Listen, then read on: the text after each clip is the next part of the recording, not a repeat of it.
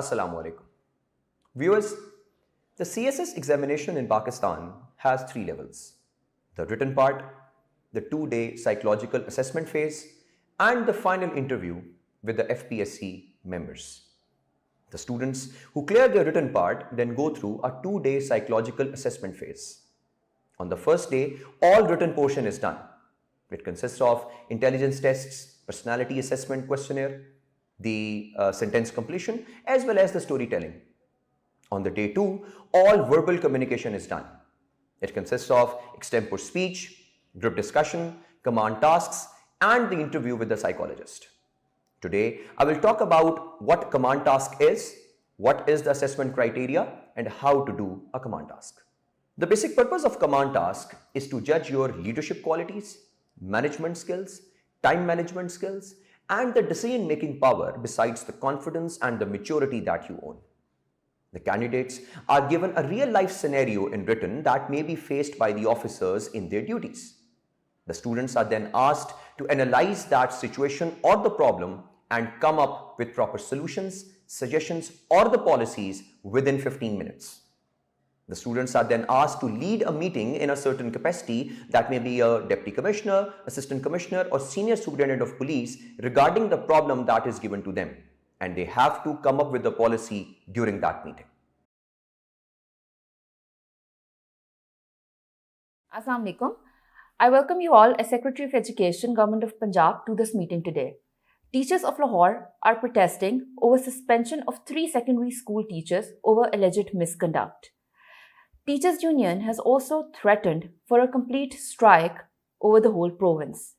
As you all know, schools have recently opened after mandatory leaves granted to them due to COVID-19, and the academic year of the students has already been compromised.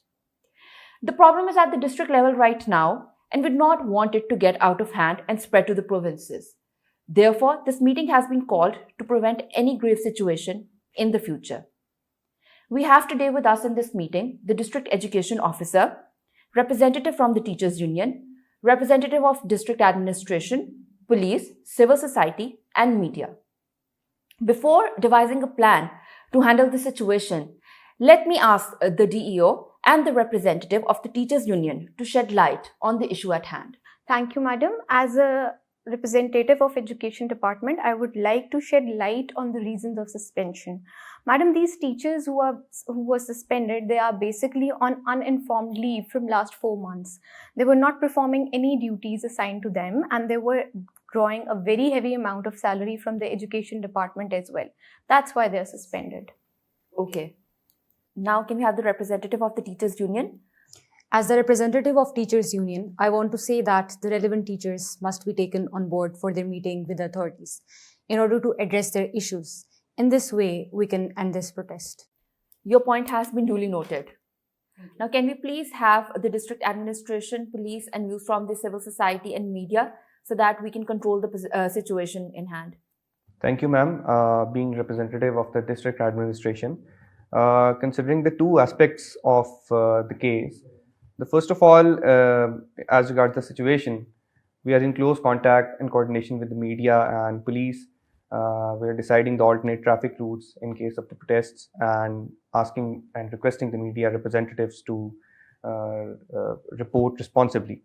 However, coming on to the case, we have attached the performance reports and the attendance reports of the previous 4 months of those teachers. They are attached with the file that has been presented before you in order to make it easier for you to decide what's really the truth. Thank you. Thank you very much. Can we have the representative from the police? Well, as a representative of the police department, first of all, I want to tell you that we have formulated a negotiating team, and which comprises of both the members of the law enforcement as well as the civilian officers, and they are doing their utmost to ensure that this protest is called off as soon as possible. Furthermore, we've also deviated a new traffic route to ensure that the traffic does not become a hassle for the general public, and we've also cordoned off the area of the protest to ensure that it is well within the reach of the law enforcement if the situation goes out of hand.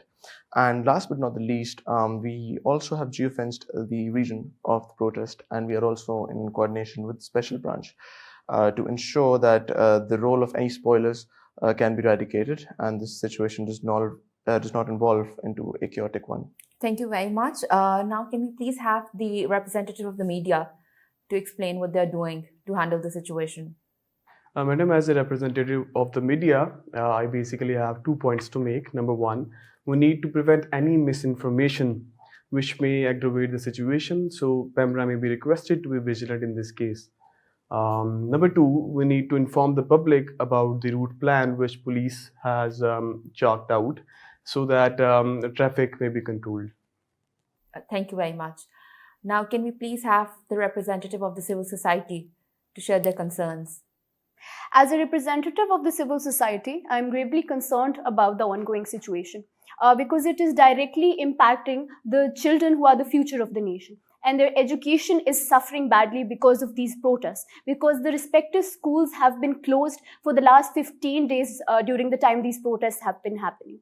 Therefore, it is imperative that the concerns of the teachers must be addressed at the earliest, and the issue must be investigated thoroughly as soon as possible, so the schools can resume their operations and children can go back to being students. Madam, thank you very much for your suggestion. Civil society is a very strong pillar of a country, and it is my opinion and my suggestion to you that you should also arrange some programs for teachers where they must be told that these are their responsibilities. We as a nation have a problem of deteriorating education system. There are so many children, approximately more than 2 million children who are out of school, out of primary schools right now. There are a lot of ghost schools, ghost teachers, and currently the situation at hand is also reflective of our system. So I would also say that yes, we are taking your concerns, we are noting them down, but it is also the responsibility of the civil society to engage teachers, to arrange programs for them so that they know what their responsibilities towards the students and towards the nation are. Ma'am, your point is duly noted. I would like to thank you all for your very valuable suggestions. I would like to conclude or wrap up this meeting right now. And at the end, I would like to say that a committee having a representative from the Teachers Union and from the district education should be formed under the Deputy Commissioner. This committee should work on the negotiations and submit a report to me weekly about the negotiations that are going on between the representatives of the Teachers Union and the district education department.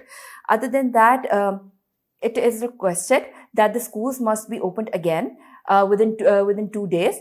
And also biometric attendance should be made mandatory